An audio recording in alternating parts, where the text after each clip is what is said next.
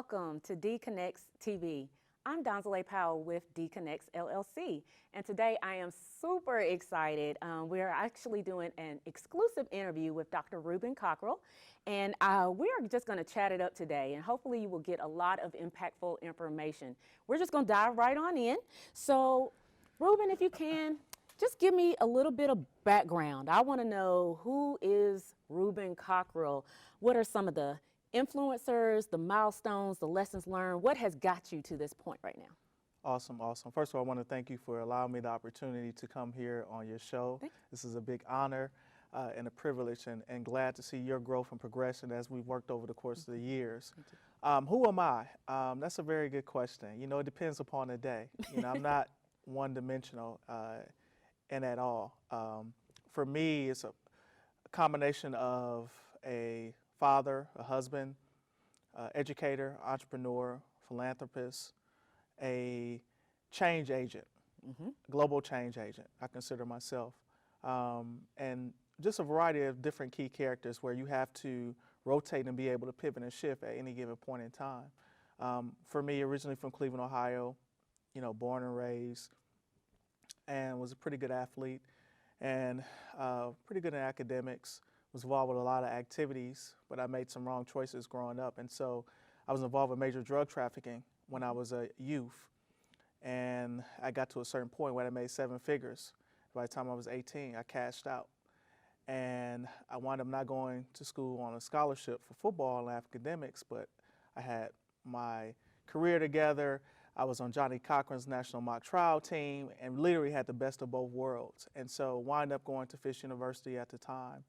And you couldn't tell me anything. I had money, I had all these different things until I got a call one day and the feds were looking for me. And I was up for 15, 20 years federal time. And I had to go back up to Ohio.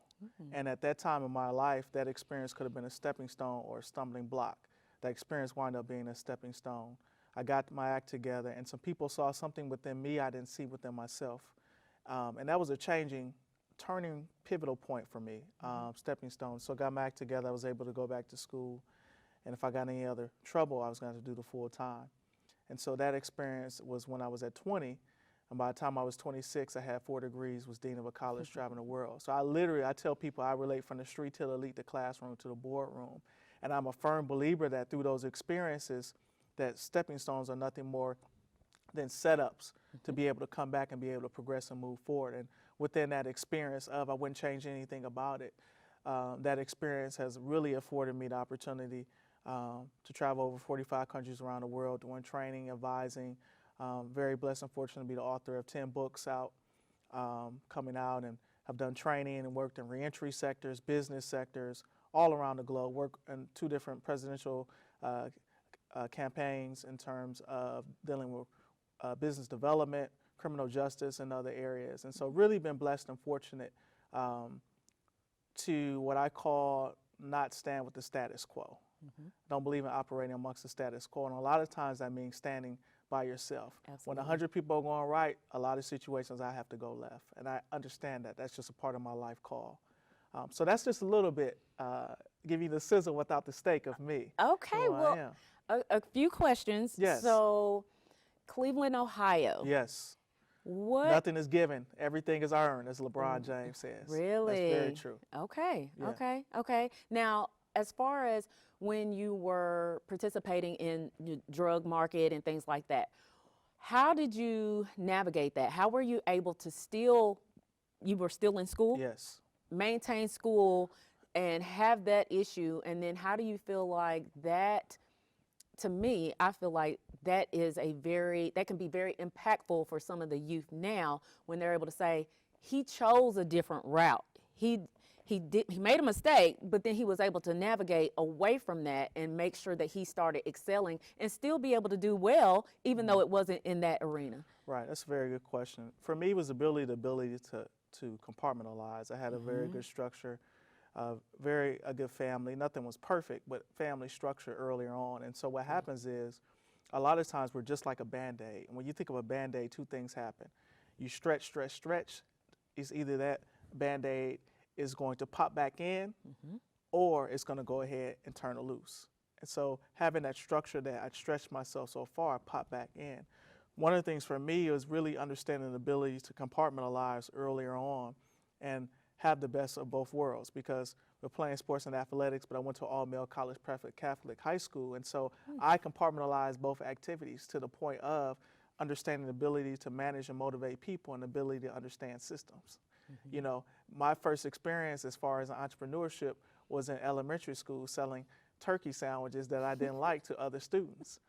And I would keep one and sell the other one for 50 cents a piece until after a while I made enough profit and then someone told on me and as a result of. But having those entrepreneurship skills earlier on, going against the grain, it was ingrained in me earlier on. And there's you know, reward and consequences in that mindset. But, you know, having that experience of understanding the ability to manage people, manage systems, the ability to operate in chess versus playing checkers earlier on. But yet still there were things within me that I was still seeking out in the process of. And so having that experience of and understanding that I had a certain skill set, I made a choice to operate in that atmosphere. It wasn't a survival thing. I just made a strategic choice, an intentional choice. However, through those experiences of, I'm a firm believer what I call T to the fourth power, allowing your trials and tribulations are nothing more than testimonies to create nothing more than tests to create a testimony for others. And so we're having that experience of, and some of the reentry work that I've done as far as with juveniles, working with officers, training them around the world. One of the things I tell people is that you can't tell a youth who's used to making thousands of dollars in a week to stop and go work at Wendy's. Nobody's not going to pay attention to that. Nobody give a damn about that. However, what you can tell them is to be able to take those skills and tools, because one thing about being in that space, you understand how to manage systems, people, you understand accountings, numbers, logistics. You have a work ethic that's above and beyond the average status quo. So the ability to guide that in a certain direction and use those what I call transferable skills, taking the negative hustle to something positive, which goes into alignment, is what's key.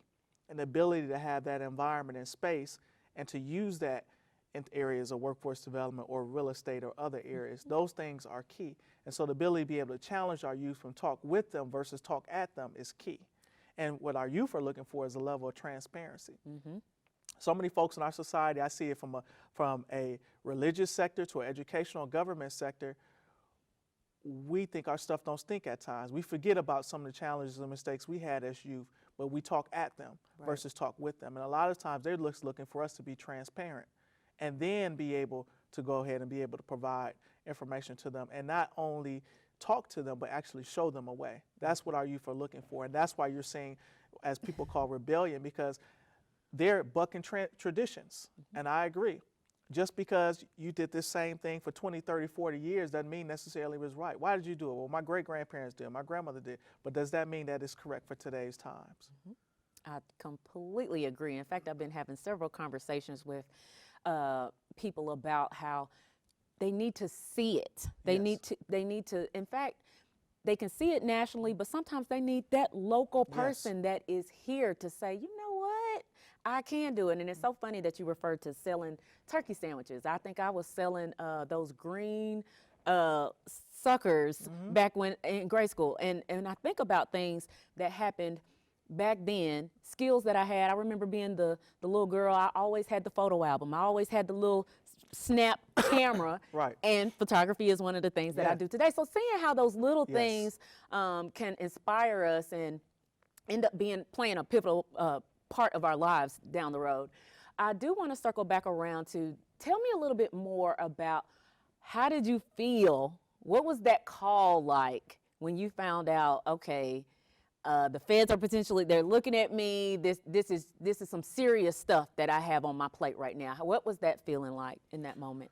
You know, there were emotions going on, but I think the biggest emotions really at that time was letting down my mom at that time. I think that was the biggest emotions. I mean, I was in school. I wasn't even in that space, but once again, a lot of things that go in the dark come to the light. And so it caught back up to me. So having to go home, you know, and really becoming the black sheep, you know, being the oldest grandchild, becoming the black sheep, I was okay with that. But I think the biggest part was the aspect of from addressing with my mom. And so, through that process of, she was my biggest supporter. She was not happy, but was my biggest supporter. And, I had to get my act together. And having that second chance and seeing people see something within me that I didn't see within myself.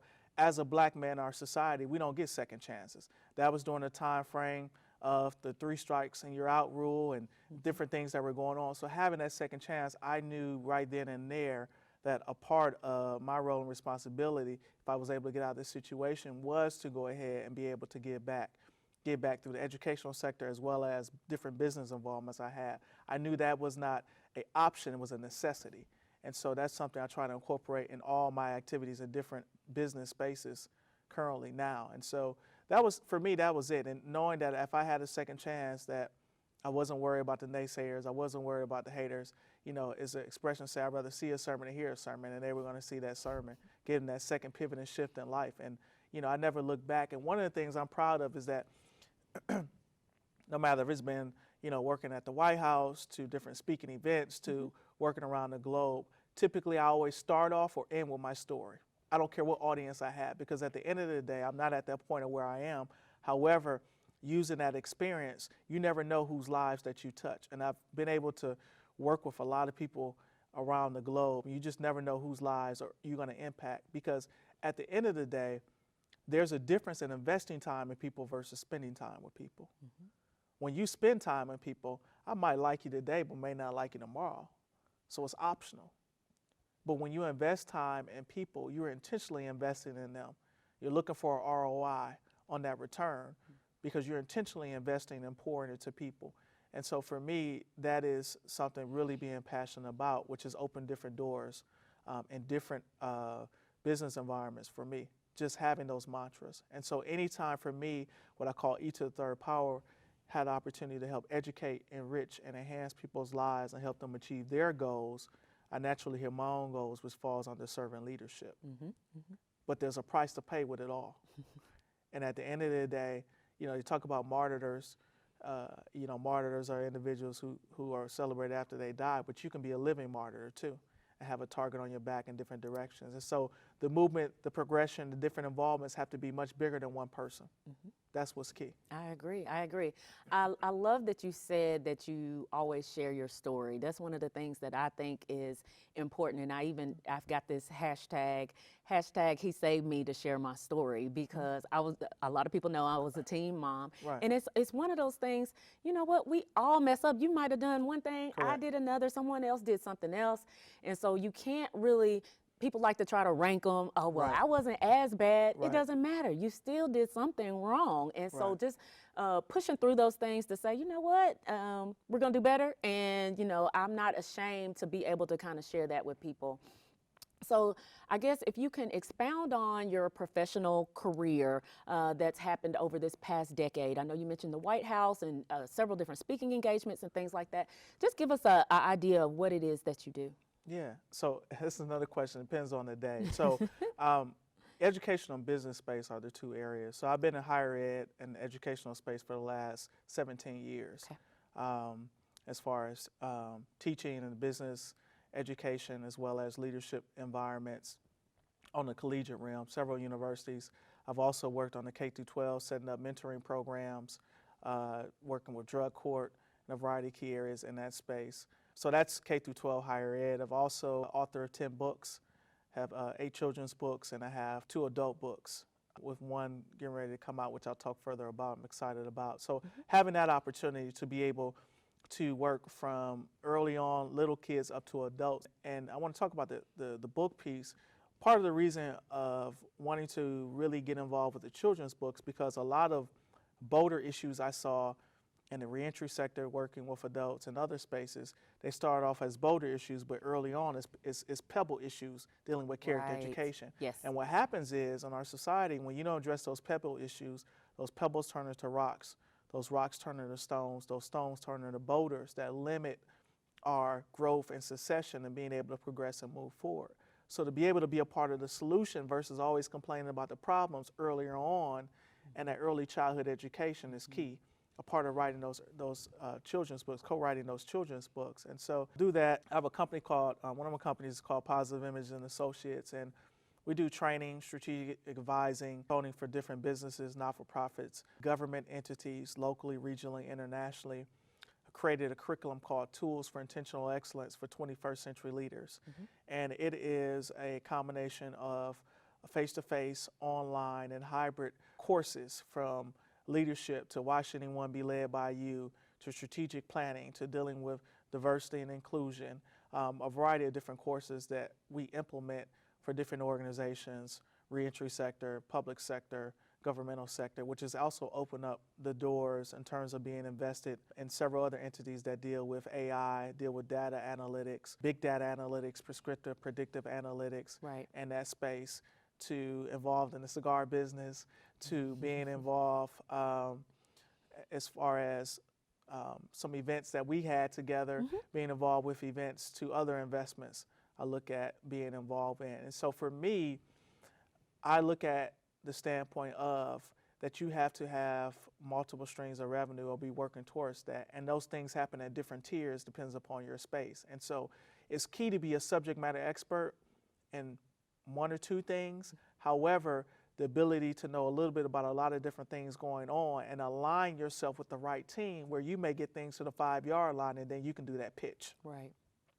You can do that pitch because you can only get so far by yourself, but having the right aligned team where you have individuals around you that are assets and not liabilities, you have individuals around you that help to achieve the goals of the team is key. Then you're able to make an impact and an income and operate in purpose and be profitable. What I call I to the second power and P to the second power. So that's my mantra. It's all about succession planning. It's all about leaving that legacy behind, not goals, not in terms of bills and tears. Above and beyond that, you've got to put in the work and effort and really work towards, goes back to something, you got to hustle while you wait. And how do you get from hustling to alignment? Well, there's a process and tiers of doing those different things. And so, the thing is, failure is going to happen. You make money, you lose money, but it's the ability to be able to bounce back, to take those nuggets from people you like and people you don't like. There are plenty of people I make money with, but personally I don't like them. However, I compartmentalize that to look at the bigger picture. You can't get caught playing emotional Uno and checkers in a chess society. This is a chess society, and so the ability to know who you are, the ability to be able to adjust and adapt is what's key. To operate and know what your core values are and know what you believe on is key in that process of. And so that's the mantra I try to operate and live by. Right, good. It sounds like you're doing a great job. So here currently, are there any particular endeavors or things that you have going on currently that you're working on that you feel like the people need to know? So yes, I'm excited. I've got a new book that's getting ready to come out. This is book number 10, like Too Short say. Album number 10, book number 10, 10 books in a decade time, which I'm pretty excited, thankful for. The book is called The Consequences of Being Trifling. And this book is really cutting edge, really gritty, but very much solution oriented. Really looking at getting back to the basics of follow-up. And so one chapter talks about, when leadership calls, will you be ready? One chapter talks about what is your word worth? What is your word worth? Because that's part of the reason, what do you have? Your word worth. One chapter talks about taking common sense to high places. One chapter has social media replace customer service. And several other key areas, but really with my travels, experiences, and working in about 40 plus countries around the globe, interacting with different people of ethnicities and backgrounds, and just experiences and things that I have seen, and looking at our society from a governmental perspective, religious perspective, educational sector, really addressing some norms that I'm seeing.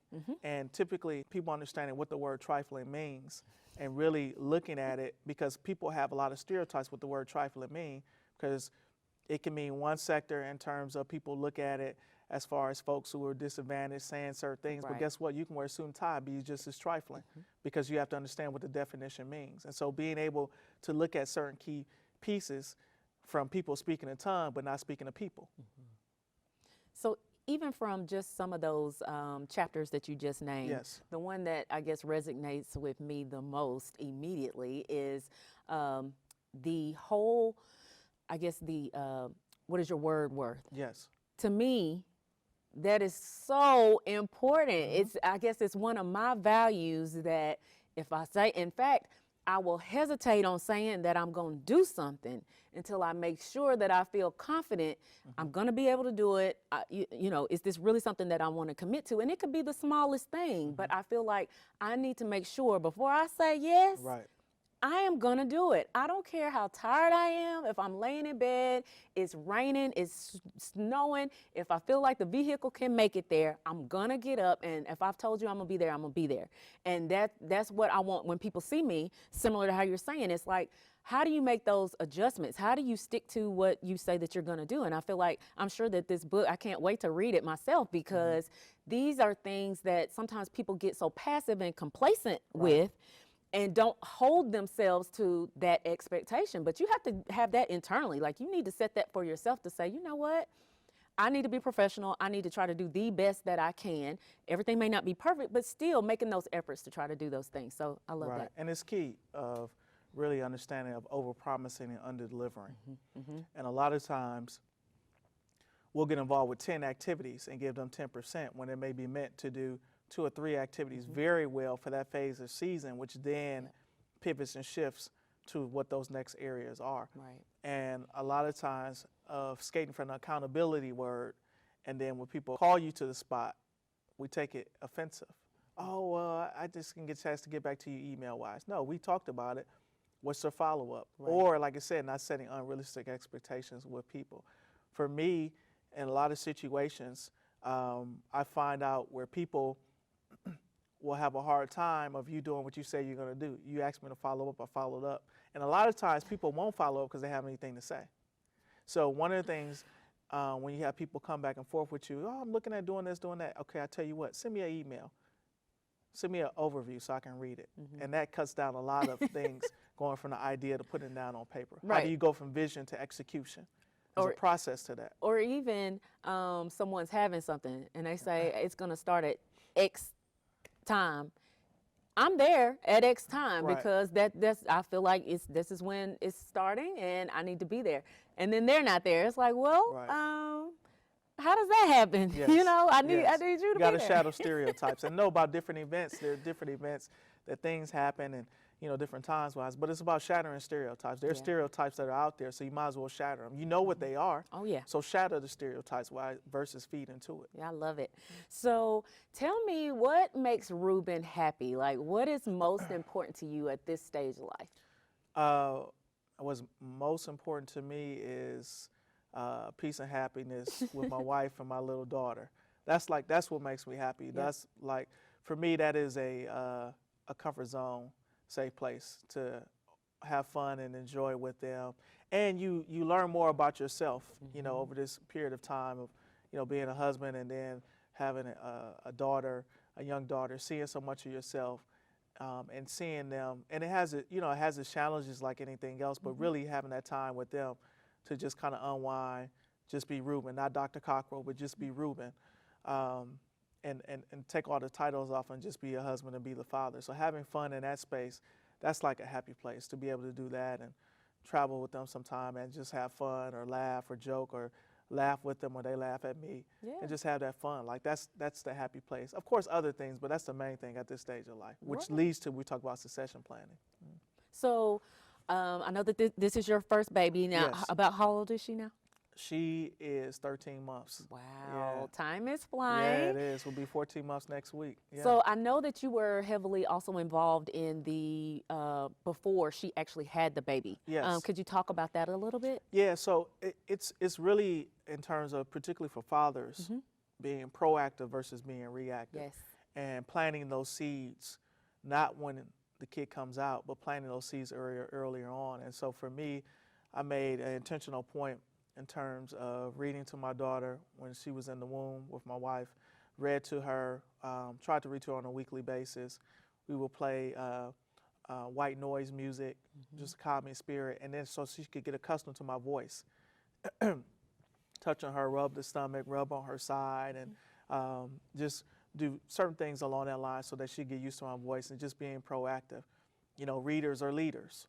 And so planting those seeds earlier on being able to water and plant those seeds at an earlier stage. Those things were key early on, so that, you know, she comes out, she knows your voice, Right. is accustomed to it, and you set certain levels of expectation early on. Plus me, it was about shattering stereotypes. There are a lot of stereotypes out there about black men, about black fathers, and for me, I knew what they were. So I said, I'm gonna be a part of the solution and not a part of the problem. So getting involved, being involved with the whole doula aspect of asking questions in the room, when I was the only one in the room that looked like me, asking questions, but just still having a level of understanding, because for me it was just different, having an environment where my wife had several siblings and I had no siblings. And so I was totally green from one way to the other. So really just making a conscientious point, just like I would do in business or something else, that, hey, I don't know certain items, but I'm gonna do whatever I can to find out. And then some of it's just gonna be a learning process. I, I, I like that you were willing to share those moments as those things were going on. Just again, kind of normalizing. Hey, this is okay. It's Yes. okay to be loving. It's okay to be caring and to be strategic and to think about things as far as the family unit. Yes. Very, very important. So lastly, I just want to follow up. How do you feel like you've been able to impact, and on what scale? And also, are there any other things that you would like to share with the general public? So impact, I've been, you know, I feel like it's just getting started, you know, being able to impact, you know, in terms of youth, city, county staff, and I've been really blessed to be put in environments to do workshops, trainings that typically people who look like me as an African American man would not be in. Right. And so I don't take those situations lightly. I look at those situations as a ministry being placed there for a reason, to, as I said, to educate, enrich, and empower people's lives. And so at the end of the day, I'm a firm believer that education without application is useless. You can have 100 degrees, 100 titles, 100 positions, be bishop this, you know, Paul this, apostle this, whatever that is. At the end of the day, people want to know that you care before they care what you know.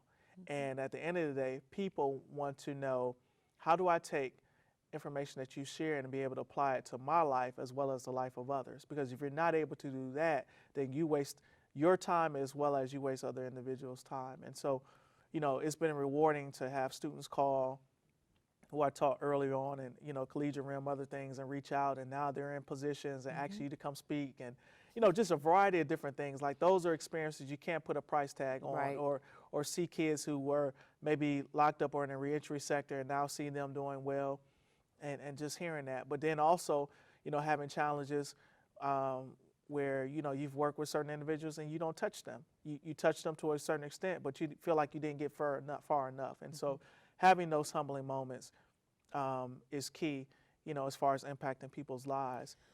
I think some of the, you spoke earlier about talking at someone. So sometimes I think people they go so big picture that the person likes the idea and they want to get there, but then doesn't know, kind of like you said, the follow-up, doesn't know the real action items of what do I need to do to even get on that road. So I think I mean, like when you look helpful. at it, you look at when, you know, people always say, you know, faith without works is dead, but they focus on the faith part, but they don't ever talk about the work part. They skip and skate that.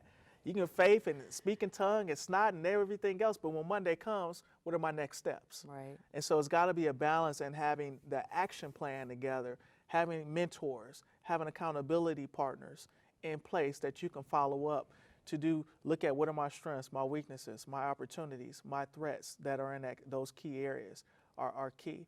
And so, you know, in terms of, as we kind of wrap up, you know, I've got some things that are exciting coming on with the book, some other business endeavors I'll be sharing shortly that are happening too as well. So just looking to impact more people's lives and helping people achieve their goals. I naturally hit my own goals. Wonderful. Well, again, thank you so much for being on the show today, Rubin. I appreciate the opportunity. I definitely appreciate you, and every time that we have conversations, I find you helpful myself. So that's why I wanted to make sure that we gave an opportunity for the world to be able to kind of see you. So thanks again for tuning into D-ConneXion TV, and we will catch you next time.